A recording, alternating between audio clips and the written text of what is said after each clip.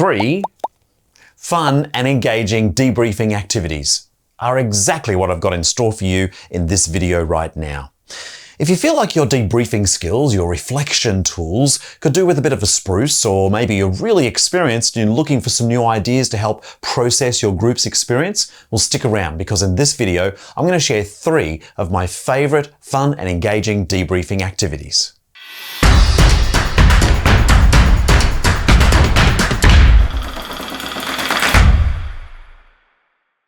The debriefing activities I'm going to share with you here are super practical. But if you're looking to really sharpen the saw and learn more about enhancing and developing your processing, your debriefing, your reflection skills, check the links to the show notes below, because in there are a bunch of videos that I've recorded in the past that will give you lots of answers to the why, the what, the when, and the how of debriefing. For example, in a recent video that I've just recorded, I talk about a really hot principle, as I refer to it, in the context of debriefing skills, and that is to use a variety of debriefing techniques and activities. So if you're looking to refresh your audience, or wake up their brains, or just for your purposes, selfish purposes, a change of scenery for you, then using a variety of techniques will help, and I'm about to add 3 more to your repertoire. Okay, let's dive in. Here comes activity number 1, but you'll note that as I go through, I'm going to be sharing some nuance and bonuses all the way through the video. So be sure to watch all the way to the end, particularly for the bonuses. My first gift to you is the memory card game, and it's so deceptively simple, yet so incredibly powerful in drawing learning from my group, because I don't know about you, but there are definitely times when I stand before my group and I'm wondering what's actually going on. What's happening? Where are they at? And sometimes that's true for the groups you're working with as well. They're not quite sure what's going on either. This is when I pull this tool out. And it sounds and looks like this. I basically gather my group and, whether they've been together for 5 minutes, 5 days, 5 months, whatever. And I'll say, okay, I noticed or I observed, let's say, 3 significant or critical turning points in your experience. And so the group knows that you've observed these 3 things, and this is their challenge. I then ask them to identify what they were.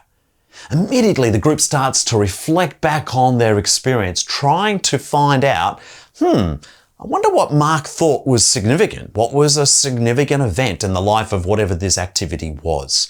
And so they start giving you ideas. And what's wonderful about this, apart from it's actually involving them in some level of reflection, is that it's giving you data. It's giving lots of information. And it's not to say everything they give you actually is significant. Remember, they're fishing. They're on a fishing expedition trying to find out whether in fact this is what you were thinking. And then you get to choose, because you haven't told them in advance, which one or more of these are the most significant. And when you can connect that to the goals of your program, you're on your way. If you want more details about this, like all of the experiences I'm going to share here, you can go to playmio.com/activities and plug in the name of the activity. In this case, it's the memory game debrief. And it'll give you all the step-by-step instructions. And once you subscribe, you'll also be able to look at video tutorials and a whole lot more premium content. But at this point, we're only one way in to the first 3 activities. If you like this, can I invite you right now, to hit the like button. Not only does that send a signal to YouTube that this is valuable content, but more importantly, it sends a signal to me and my team that we should produce more content of this nature. So go ahead, hit the like button now. Number 2, the traffic light debrief. Now, there are just tons of ways. That's true for all of the activities I share, but lots of ways in which this particular activity can be presented to be able to draw learning from your group in a really fun and engaging way. But let me give you the most generic version of it. And note, the most important part about this is that I'm actually involving the people's bodies. I'm actually moving the bodies of my group, because that also switches on their brains. So if you're looking to engage your group and you're finding that your debriefing skills are really lacking in that department, well, this is going to be a great idea. To begin, I first set up 3 areas in the space in which I'm in: my classroom, my corporate training room, the outdoors, wherever. And it's called the traffic light debrief because the 3 colors of traffic lights are highlighted with red, yellow, and green. And then, one by one, I take my group and move them to each of the 3 areas. And it sounds a bit like this. I take them to the green area, which is something we want to continue doing, to keep going with. And so my questions will be related to, okay, based on your experience, what are the things that you would like to see this group right here, right now, keep doing to keep green? And we have a little chitty chat about that. And then we might move over to the red, the stop. This is the area where you ask questions like, okay, that might have been all the stuff that we like to keep doing, but what are some of the things you want to stop doing? What are the things you want to prevent happening because it gets in the way and impedes your success? Again, we have a chitty chat around all of those sorts of stop type behaviors or actions. And then finally, there's always a space for the yellow, the caution. Sometimes it's good, sometimes it's bad. It's hard to tell. It might depend on the situation. So I move them, often last, to the yellow space where we identify what's working and what's not. You know, like sometimes it does, sometimes it doesn't. And this is a really great space for conversation because not everyone's going to necessarily agree. Some people say, oh no, this is definitely a green thing we're talking about. Others will say, no, it's definitely a stop. And that's probably why it sits in the yellow space. As I said, that's just one of the ways, the most generic form that I've used, but you can also find alternatives. And if you go again to playmio.com, you can check this out with all of the other variations, but just one really quick one for you as a quick bonus. Put a whole series of objects that are different colors, yellow, green, and red, inside a bag.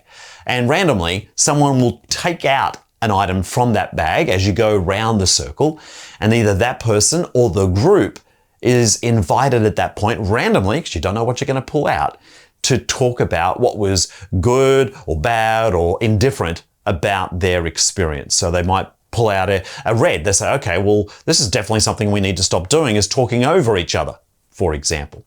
So that's just one of, again, many, many other ways in which the traffic light debrief can absolutely engage your group and also make it a bit of fun because you're moving their bodies, which will certainly help you engage your group. Number 3 is called the whip around. I probably use this in almost every one of my programs at some point. And a couple of reasons I love this activity is because A, it's quick and easy. It's not much to think about. It's structured, which means it invites pretty much everybody to have an equal say. So if you're working with groups where maybe one or more people take up more of the oxygen than they should, this would be a really useful debriefing technique for you. And it's basically proposing or posing a statement or a question and then whipping around the group, inviting each person a certain amount of time, maybe a word, a phrase, or a sentence, to respond to that question or statement. And now you could just say, start with the person on your left or right, but the way I like to do it is that I'll say, okay, I'll give you a few moments to think about your answer. Don't start yet. And then when one person is ready, invite them just to volunteer, put their hand up or whatever and say, okay, yeah, I can respond to that question. Start there and then suggest to the group we go around. We whip around the circle in a clockwise or anti-clockwise direction from there. So you're starting with someone who's volunteering rather than putting someone on the spot. But importantly, again, honoring choice. This is really important if you want to keep your debriefs engaging and also fun. Don't threaten anyone. If someone can't think of something to say or they said, oh, mine has already been shared, just invite them to say pass. And if necessary, we can always go back to them at the end as well. So I'm sure the whip around is something you've already tried in different ways, but appreciate that there's lots of different ways that it can be varied to keep your debriefs, your reflection tools sharp, to be able to draw learning from your group. Okay, that's just 3 activities, but if you're looking to add more to your repertoire just like these, then head along to playmio.com/activities. And then, as you can see on the screen here, focus in on the drop-down menu where you can identify just the debriefing experiences or the debriefing types of activities. And there you will find dozens of fun, engaging, and often non-traditional ways of debriefing or processing your group's experience.